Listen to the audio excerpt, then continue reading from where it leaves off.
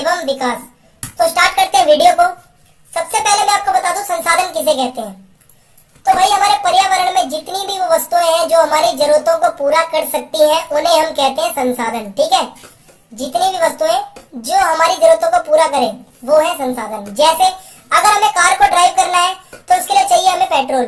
अगर पेट्रोल हमारी जरूरतों को पूरा करता है तो पेट्रोल हमारे लिए संसाधन है। ठीक इसी प्रकार अगर उद्योगों के अंदर हमें धातु को पिघलाना है तो उसके लिए चाहिए हमें कोयला, और कोयला अगर हमारी जरूरतों को पूरा कर रहा है तो कोयला है संसाधन।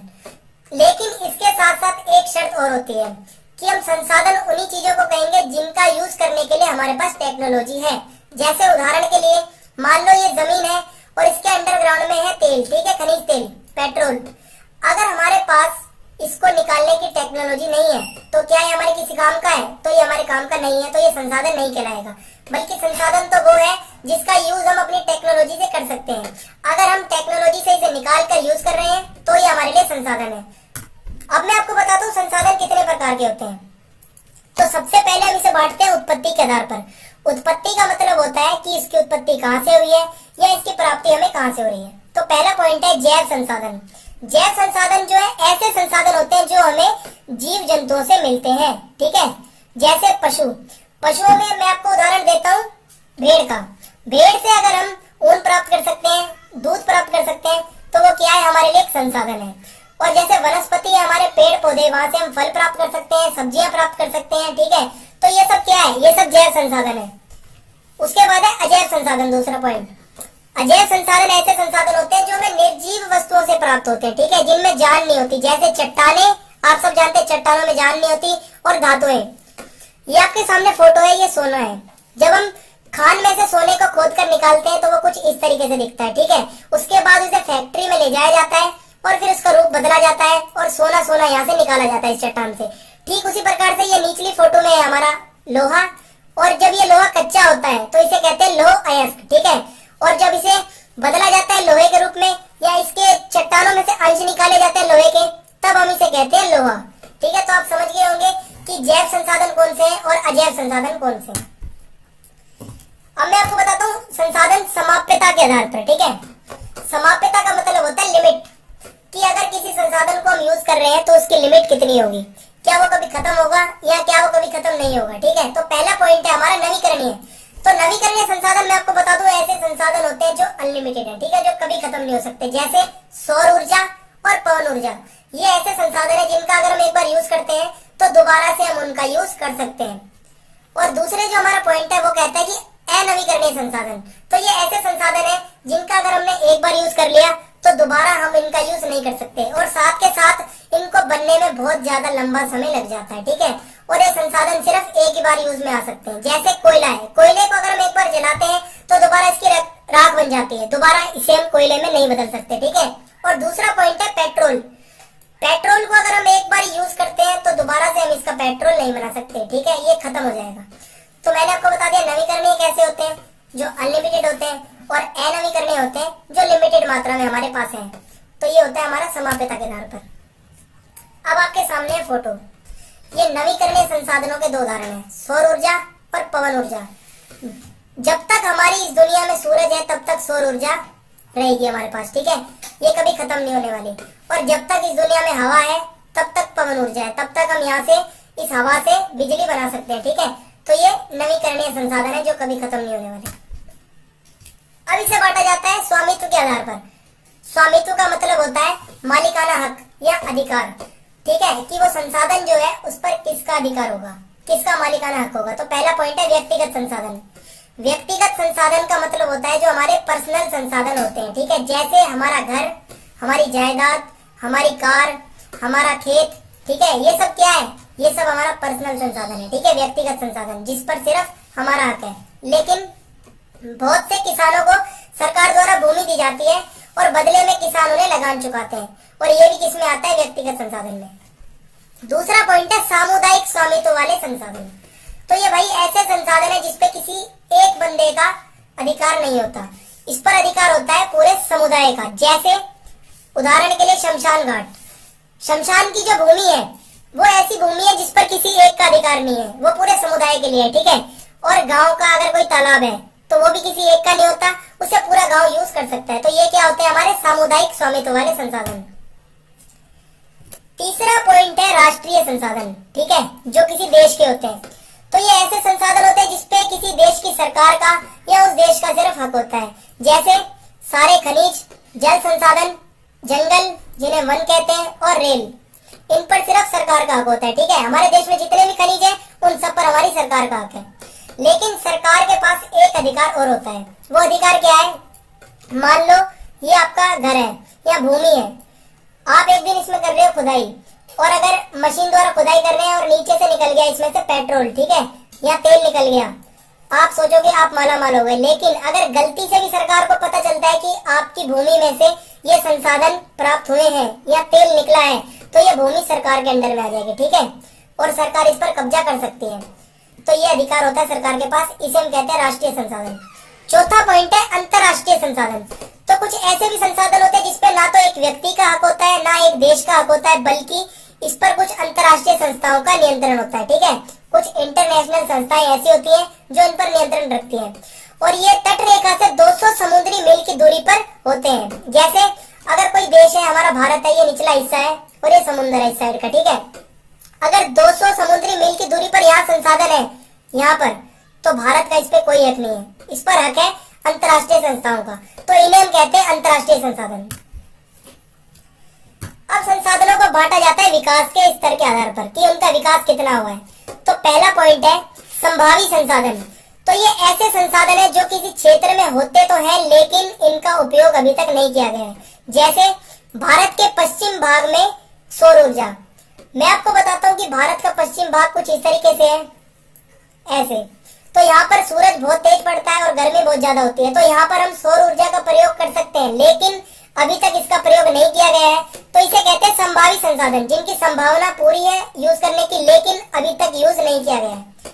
दूसरा पॉइंट है विकसित संसाधन। तो ये ऐसे संसाधन है जिनका हम यूज कर रहे हैं और इनकी मात्रा लिमिटेड है, ठीक है, ये लिमिटेड मात्रा में हमारे पास है। अगर हम इसे पहले खत्म कर देते हैं तो आने वाली भावी पीढ़ियों को ये संसाधन नहीं मिल पाएंगे। और ये ऐसे संसाधन है जिनका सर्वे कर चुके हैं और इसका अनुमान लगाया जा चुका है कि ये सिर्फ इतने ही साल और चलेंगे, ठीक है। जैसे पेट्रोल है, पेट्रोल बहुत कम बचा है हमारे यहाँ पर, ठीक है, पृथ्वी पर। अगर हमने इसको नहीं बचाया तो आने वाली पीढ़ियों को पेट्रोल नहीं मिल पाएगा। तो इसे हम कहते हैं हमारे विकसित संसाधन जिनका हम प्रयोग कर रहे हैं डेली। तीसरा पॉइंट है भंडार। भंडार किसे कहते हैं? कि पर्यावरण में उपलब्ध वे पदार्थ जो मानव की आवश्यकताओं की पूर्ति तो कर सकते हैं, मतलब ऐसी वस्तुएं या ऐसे पदार्थ जो हमारी इच्छाएं तो पूरी कर सकते हैं, लेकिन हमारे पास टेक्नोलॉजी नहीं है भैया उसको निकालने के लिए, ठीक है। तो इसे हम कहते हैं भंडार। जैसे मैंने आपको उदाहरण दिया था कि जमीन के नीचे तेल है लेकिन हमारे पास टेक्नोलॉजी नहीं है उसे निकालने की, तो उसे हम किसमें रखेंगे? भंडार में, ठीक है। लेकिन अगर हमारे पास टेक्नोलॉजी है तो वो हमारे लिए संसाधन है, उसका हम यूज कर सकते हैं। तो उदाहरण के लिए मैं आपको बताता हूँ, जो हमारा जल है, पानी, वो बनता है दो ज्वलनशील गैसों से, ठीक है, और ये ऊर्जा का मुख्य स्रोत बन सकती है। जो हमारा जल है उससे हम बिजली बना सकते हैं, लेकिन हम बिजली क्यों नहीं बना पा रहे? क्योंकि हमारे पास टेक्नोलॉजी नहीं है उसको बनाने के लिए। तो इसे हम किस में रखेंगे? भंडार में।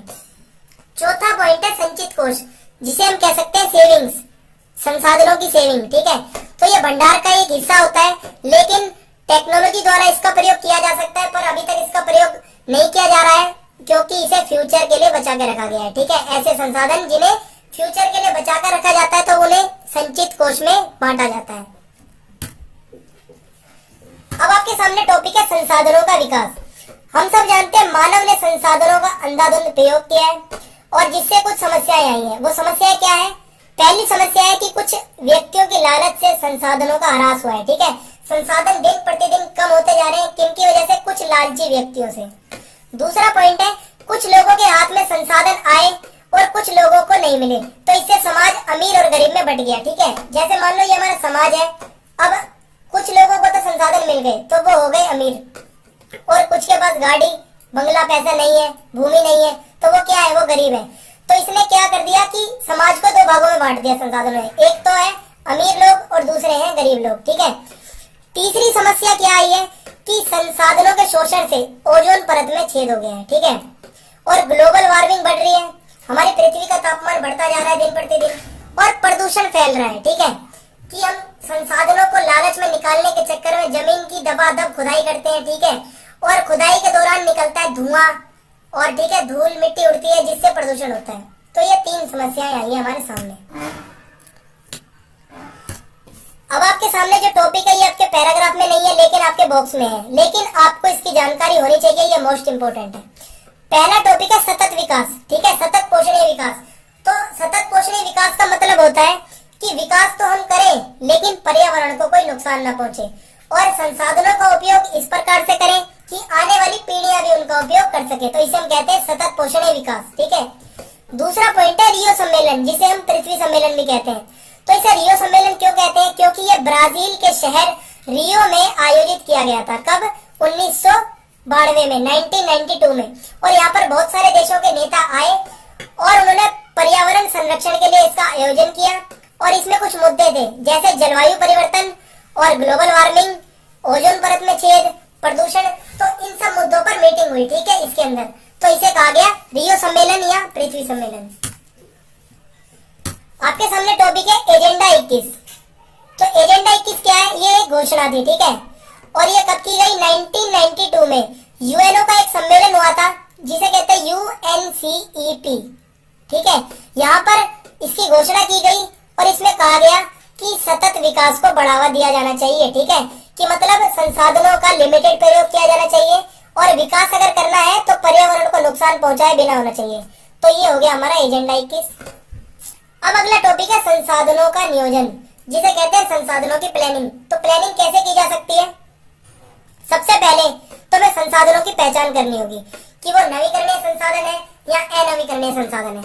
उसके बाद उसकी लिस्ट बनानी होगी और उसके बाद हमें उसका मानचित्र बनाना होगा, मैप, कि पूरे देश में वो कौन सी जगह पर पाया जाता है, ठीक है। दूसरा पॉइंट है संसाधन विकास योजनाएं लागू करने के लिए हमारे पास होनी चाहिए टेक्नोलॉजी। मैंने आपको बहुत बार बताया कि यदि हमारे पास टेक्नोलॉजी नहीं है तो वो संसाधन हमारे किसी काम का नहीं है। अगर टेक्नोलॉजी है तभी हम उसको अपने यूज में ला सकते हैं। तीसरा पॉइंट है संसाधन विकास योजना और राष्ट्रीय विकास योजना में तालमेल होना चाहिए। इसका मतलब क्या है? इसका मतलब है कि अगर हमें देश का विकास करना है और देश के विकास के नाम पर हम संसाधनों का अंधाधुंध शोषण करते हैं तो इससे देश का तो विकास हो जाएगा लेकिन संसाधन जो है वो खत्म हो जाएंगे। तो हमें क्या करना है? अगर इसकी प्लानिंग करनी है तो संसाधनों को एक लिमिटेड प्रयोग करना है और देश के विकास में और संसाधनों के विकास में एक तालमेल बना के रखना है, ठीक है। अब आपके सामने की औपनिवेशिक इतिहास जो अंग्रेजों के टाइम का, जब हम गुलाम थे, वो हमें क्या बताता है कि संसाधन संपन्न देश विदेशी आक्रमणकारियों के मुख्य आकर्षण रहे हैं। कि कई ऐसे छोटे देश थे जिन पे संसाधन तो बहुत सारे हैं लेकिन टेक्नोलॉजी उनके पास नहीं थी जिससे वो अपना विकास नहीं कर पाए। तो ऐसे में अंग्रेजों ने क्या किया? अंग्रेजों के पास तो भाई थी टेक्नोलॉजी, उन्होंने उन देशों को गुलाम बनाया और टेक्नोलॉजी के सहारे उन देशों के संसाधनों का शोषण किया, ठीक है। और अगली लाइन हमें बताती है कि संसाधन तभी किसी देश का विकास कर सकते हैं जब उस देश में टेक्नोलॉजी होगी। ये मैंने आपको दोबारा एक बार बता दिया है। संसाधनों का संरक्षण अगला टॉपिक है। तो संसाधनों के अंधाधुंध उपयोग से समस्याएं पैदा हो रही हैं, जैसे पर्यावरण समस्या, आर्थिक समस्या, जैसे मैंने आपको बताया था गरीब और अमीर में बंट गया समाज। तो इसलिए हमें संसाधनों का संरक्षण बहुत ज्यादा जरूरी है ताकि आने वाली पीढ़ियों को भी संसाधन मिल सके। अब आपके सामने टॉपिक है भू संसाधन। भू संसाधन क्या होता है? हमारी भूमि। आप सब जानते हैं भूमि के बिना कुछ भी संभव नहीं है। अगर हमारे पेड़ पौधे हैं तो वो भूमि पर ही है, अगर हमारे जंगल है वो भूमि पर है, अगर हमारे मानव का जीवन है तो वो भी भूमि पर ही है, अगर हमें गाड़ी चलानी है तो वो चलेगी भूमि पर और खेती करनी है तो वो भी होगी भूमि पर। तो कुल मिला के भू संसाधन सबसे महत्वपूर्ण संसाधनों में से एक है, ठीक है, क्योंकि ये सब काम हमारे भूमि से ही संभव है। अब मैं आपको बताता हूँ कि भूमि का उपयोग क्या है या भूमि को कितने प्रकार में बांटा गया है। सबसे पहले है वन भूमि, जंगली भूमि। दूसरा पॉइंट है बंजर भूमि, ठीक है, जो किसी काम की नहीं होती। उसके बाद है गैर कृषि भूमि। ऐसी भूमि पर कृषि नहीं की जाती, यहाँ पर सड़कें होती हैं और इमारतें होती हैं। उसके बाद है स्थायी चरागाह। ऐसी भूमि पर पशुओं को चराया जाता है। फिर है उपवन। उपवन मतलब पार्क या गार्डन। फिर है कृषि योग्य बंजर भूमि। तो ये ऐसी भूमि है जिस पर 5 साल से कोई खेती नहीं की गई है। उसके बाद है वर्तमान प्रतिभूमि। ये ऐसी भूमि है जहाँ पर 1 साल से खेती नहीं की गई। पुरातन प्रतिभूमि ये ऐसी भूमि है जहाँ पर 1 से 5 साल तक खेती नहीं की गई। उसके बाद है शुद्ध निवल बोया क्षेत्र। तो ये ताजी भूमि होती है जहाँ पर एक वर्ष में 1 से अधिक बार खेती की गई होती है। ठीक है, तो ये भूमि के कुछ प्रकार थे, आपको याद रखने हैं। अब आपके सामने टॉपिक है भूनिम्नीकरण। ठीक है, भूनिम्नीकरण का मतलब होता है कि भूमि के उपजाऊपन में कमी आना या भूमि का प्रदूषण। ठीक है, तो भूमि एक ऐसा संसाधन है जिसका उपयोग हमारे पूर्वज करते आए हैं। ठीक है, खेती बाड़ी करते आए हैं और आने वाली पीढ़ियां भी करेंगी।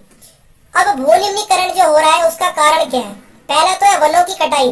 अंधाधुंध वनों की कटाई हो रही है जिसके कारण भूमि के उपजाऊपन में कमी आ रही है। दूसरा पॉइंट है अति पशुचारण।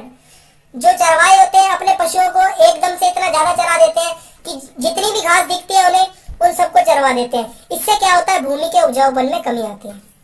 तीसरा पॉइंट है खनन। खनन का मतलब होता है खुदाई। हम लालच में खुदाई इतनी ज्यादा कर देते हैं कि उसमें से जो धुआं निकलता है, ठीक है, धुआं इतना ज्यादा निकलता है, उसकी परत भी वहीं पर जम जाती है भूमि पर। प्लस में जब भूमि को हम ज्यादा खोदते हैं तो उसके उपजाऊपन में कमी आ जाती है। तो इस धुएं से और इस ज्यादा खुदाई से क्या होता है? उपजाऊपन में कमी आती है और भूनिम्नीकरण बढ़ता है।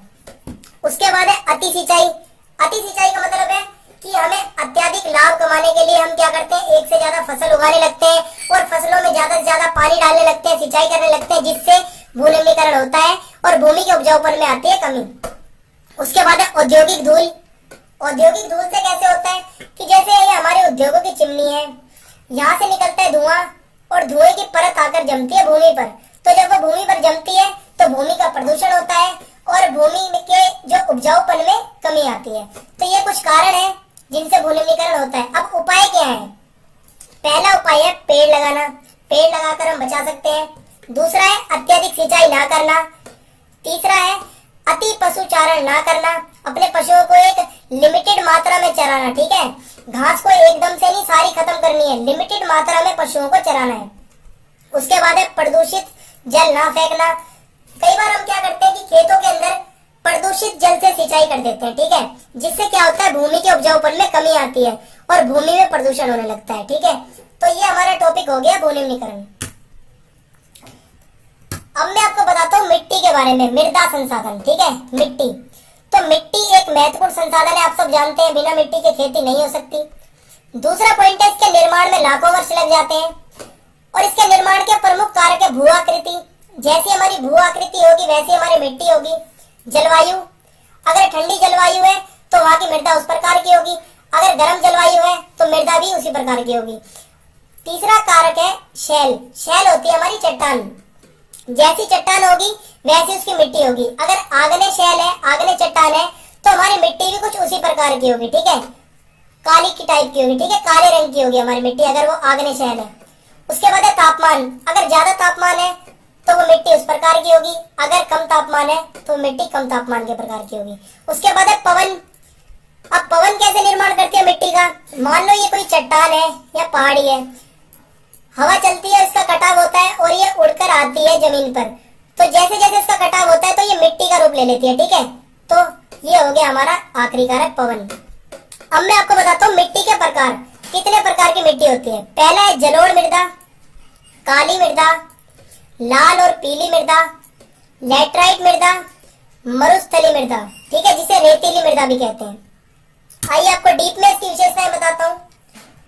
आपके सामने ये जो फोटो है ये है जलोढ़ मृदा और ये बहुत महत्वपूर्ण होती है, बहुत ज्यादा उपजाऊ होती है और जो हमारा पूरा उत्तर भारत का मैदान है वो इसी से बना है। ठीक है, सॉरी। और जो सिंधु, गंगा, ब्रह्मपुत्र, ये जो 3 नदियां हैं, इनके द्वारा जो निक्षेप लाए गए हैं, जो बहाकर जितना भी जो इनके निक्षेप है, ठीक है, उनसे, उसके जमाव से इस मिट्टी का निर्माण होता है। ठीक है, और ये बहुत ज्यादा उपजाऊ होती है और हमारी खेती ज्यादातर इसी से होती है। आयु के आधार पर इसे 2 भागों में बांटा गया है। ठीक है, मतलब जितनी पुरानी होगी और जितनी नई होगी उसके हिसाब से इसे 2 भागों में बांटा जाता है। पहली है हमारी बांगर मृदा। बांगर जो होती है पुरानी मृदा होती है और ये कंकरीली होती है। जितनी पुरानी होगी वो मोटी होगी और कंकरीली ज्यादा होगी। खादर मृदा जो होती है वो नई मृदा होती है और हर साल बिछती है आके और इसके कण छोटे छोटे होते हैं, बालू के टाइप में इसके कण होते हैं और ये उपजाऊ होती है, जैसा कि मैंने आपको बताया है। अगली है हमारी काली मृदा। आपके सामने फोटो है काली मृदा का। इसका रंग काला होता है और इसे रेगर मिट्टी भी कहा जाता है। ठीक है, इसका दूसरा नाम है रेगर मिट्टी। और तीसरा पॉइंट है कपास की खेती के लिए भाई ये बेस्ट है, सबसे बेस्ट जो है काली मृदा को माना जाता है कपास की खेती के लिए। चौथा पॉइंट है दक्कन के पठार के क्षेत्र में ये पाई जाती है। अब दक्कन का पठार कौन सा है? ये हमारे भारत का निचला हिस्सा है, प्रायद्वीपीय हिस्सा, और ये जितना भी हिस्सा है इसे कहते हैं दक्कन का पठार। और यहाँ पर ज्यादातर पाई जाती है काली मिट्टी। ठीक है, ये लावा से बनी है। जो हमारे ज्वालामुखी उद्गार होते हैं उसके बाद जो लावा निकलता है, बहुत सालों बाद वो जमता है, तब जाकर वो टूटता है, तब बनती है काली मिट्टी। ठीक है, उसके बाद हम देखते हैं कि इसमें फास्फोरस की मात्रा बहुत कम होती है, और जब इस मिट्टी में हम पानी डालते हैं तो ये चिपचिपी हो जाती है। ठीक है, जब इसमें डालते हैं पानी तब हो जाती है ये चिपचिपी। उसके बाद है लाल और पीली मिट्टी। नाम से आपको पता चल रहा होगा इसका रंग कैसा है, लाल और पीला। ये कहाँ पाई जाती है? कम वर्षा वाले क्षेत्रों में, जब बिल्कुल कम बारिश होती है। और इसका जो लाल रंग होता है वो क्यों होता है? आग्नेय चट्टानों में लौह धातु के प्रसार के कारण। जो आग्नेय चट्टान होती है जब उसके अंदर लोहे की धातुओं का प्रसार होता है, जब वो जमती है, उसके बाद जब वो टूटती है तब बनती है लाल मृदा और उसका रंग होता है लाल। ठीक है, और जब इस मिट्टी के अंदर हम पानी मिला देते हैं तब ये हो जाती है पीली। अब आपके सामने है लैटराइट मृदा, ये मोस्ट इंपोर्टेंट है। आपके सामने इसका फोटो है। लैटराइट शब्द ग्रीक भाषा के शब्द लेटर से लिया गया है जिसका अर्थ होता है ईंट। ठीक है, तो आपको इस शब्द का मतलब याद होना चाहिए कि लैटराइट शब्द ग्रीक भाषा का एक शब्द है जो कि लेटर, जिसका मतलब होता है ईंट। और ये मिट्टी कहाँ पाई जाती है? हाई टेम्परेचर, उच्च तापमान वाले क्षेत्रों में और अत्यधिक वर्षा वाले क्षेत्रों में जहां पर बहुत ज्यादा बारिश होती है। ठीक है, और इस मिट्टी के अंदर ह्यूम्स की मात्रा बहुत कम होती है। मात्रा क्यों कम होती है? क्योंकि जब तापमान ज्यादा होता है तो मिट्टी के अंदर जितने जीवाणु होते हैं वो सब मर जाते हैं क्योंकि वो तापमान सहन नहीं कर पाते, इसलिए इसके अंदर ह्यूम्स की मात्रा कम होती है। और अगर इसमें खाद और उर्वरक मिलाए जाए तो इससे हम खेती कर सकते हैं। ठीक है, ये नहीं कि बिल्कुल बेकार मृदा है। अगर इसके अंदर हम खाद और उर्वरक मिला दें तो इससे हम खेती कर सकते हैं और इसको उपजाऊ बना सकते हैं। और ये कहाँ पाई जाती है? कर्नाटक, केरल, तमिलनाडु और ओडिशा में। अब आपके सामने मरुस्थलीय मृदा। मरुस्थलीय मृदा कौन सी होती है? ये होती है रेतीली मृदा। ठीक है, जो रेगिस्तान में पाई जाती है। इसका रंग लाल होता है और भूरा, रेतीली होती है और लवणीय होती है। लवणीय का मतलब इसमें नमक की मात्रा बहुत ज्यादा होती है। और ये हाई टेम्परेचर के कारण इसके अंदर ह्यूम्स की मात्रा कम होती है। मैंने आपको बताया था कि जब टेम्परेचर हाई होता है तो मिट्टी के अंदर जीवाणु जो होते हैं वो उसको सहन नहीं कर पाते और वो मर जाते हैं। ठीक है, इसलिए इस मिट्टी में भी ह्यूम्स की मात्रा कम पाई जाती है और इसमें नमी कम होती है। नमी का मतलब होता है गीलापन। ये मिट्टी रेतीली होती है इसलिए इसके अंदर जो हमारी नमी होती है वो बहुत ज्यादा कम होती है।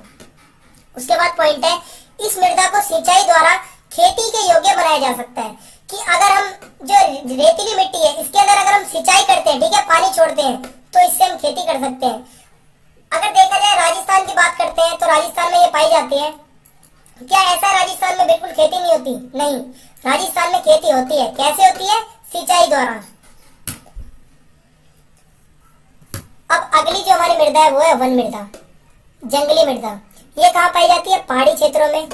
भाई इनके अंदर भी ह्यूम्स नहीं होते। ठीक है, और नदी घाटियों में ये सिलटदार होती है और ऊपरी ढालों में मोटे कण होते हैं। जो ऊपरी ढाल होती है वहां तो इसके कण होते हैं मोटे, लेकिन जो नदी घाटियां होती हैं वहां पर इसके कण होते हैं छोटे, सिलटदार। ठीक है, और नदी घाटियों के निचले क्षेत्रों में ये उपजाऊ होती है। आपको पता है जितनी मोटी मृदा होगी वो कम उपजाऊ होगी, लेकिन जैसे जैसे उसके कण छोटे होते चले जाते हैं तब वो उपजाऊ होती चली जाती है। और ये ज्यादातर कहाँ पाई जाती है? वर्षावनों में। दोस्तों अब आपके सामने है एक मैप। इसमें हमें देखना है कौन सी मृदा कहाँ पाई जाती है। तो सबसे पहले वन मृदा। वन मृदा का जो क्षेत्र है वो लगभग इतना है। जलोढ़ मृदा उत्तरी भारत के मैदान में। फिर है लाल और पीली मृदा, लगभग ये हमारा क्षेत्र। और काली मृदा दक्कन के पठार में, ये वाला जो हिस्सा है हमारा। और लैटराइट मृदा, ये हमारी लैटराइट मृदा। ठीक है, ये और ये वाली। फिर है मरुस्थलीय मृदा, ये पाई जाती है सिर्फ राजस्थान के अंदर और थोड़ी बहुत गुजरात में। अब अब आपके सामने टॉपिक है मृदा अपरदन। जैसे मैंने आपको बताया था भू निम्नीकरण, जिससे भूमि के उपजाऊपन में कमी आती है, वैसे ही कुछ उससे मिलता जुलता टॉपिक है मृदा अपरदन। ठीक है, तो मृदा अपरदन क्या होता है? इसमें मृदा का कटाव हो जाता है और मृदा बहने लगती है, जिससे उपजाऊपन बिल्कुल खत्म हो जाता है। और जो आपको सामने ये फोटो दिख रही होगी, ठीक है, तो इसमें आप देख सकते हैं मिट्टी कैसे बह रही है और कैसे टुकड़ों में आगे बहती जा रही है। ठीक है, इससे इसका क्या हो रहा है, उपजाऊपन बिल्कुल कम हो चुका है। और इसके उपाय क्या है कि ताकि ऐसा ना हो, सीढ़ीदार खेती करिए, ताकि अगर बाढ़ वगैरह भी आती है तो एकदम से मृदा सारी ना जाए, सीढ़ी नुमा होगी, तो पहले ये मृदा यहाँ जाएगी, फिर ऐसे आएगी, फिर ऐसे आएगी। ठीक है, एकदम से बिल्कुल ज्यादा अपरदन नहीं होगा। पेड़ लगा सकते हैं, पेड़ लगाने से जो है मृदा आगे खिसकेगी नहीं और पेड़ों से टकराकर वहीं रुक जाएगी। और हल का अच्छे तरीके से प्रयोग करके, कई बार क्या होता है हमारा तरीका गलत होता है हल चलाने का, जिससे मृदा का अपरदन होता है। ठीक है, तो ऐसा ना करें। इसका उपाय यही है कि हल का अच्छे तरीके से प्रयोग करें ताकि मृदा का अपरदन ना हो। तो यहाँ पर खत्म होता है हमारा अध्याय। तो चैनल को सब्सक्राइब कर देना, अगर वीडियो आपको पसंद आई हो तो लाइक कर देना और बेल आइकन दबा देना ताकि आपको आने वाली वीडियो के अपडेट मिल जाए। और कमेंट बॉक्स में आप अपने डाउट्स डाल सकते हैं, ज्योग्राफी से रिलेटेड जो भी हो। और इस वीडियो को अपने दोस्तों में शेयर जरूर कर देना। और आपके लिए एक इन्फॉर्मेशन और है कि हमने अपना एक टेलीग्राम ग्रुप बनाया है, जहाँ पर आपको हर सब्जेक्ट और हर क्लास से रिलेटेड नोट्स प्रोवाइड कराए जाएंगे और नई नई आपको सूचनाएं वहाँ पर दी जाएंगी। अगर आपको उसमें ऐड होना है तो डिस्क्रिप्शन में हमारा लिंक है, वहाँ पर क्लिक करिए और उसके बाद आप ऐड उसमें हो सकते हैं। धन्यवाद। जय हिंद, जय भारत।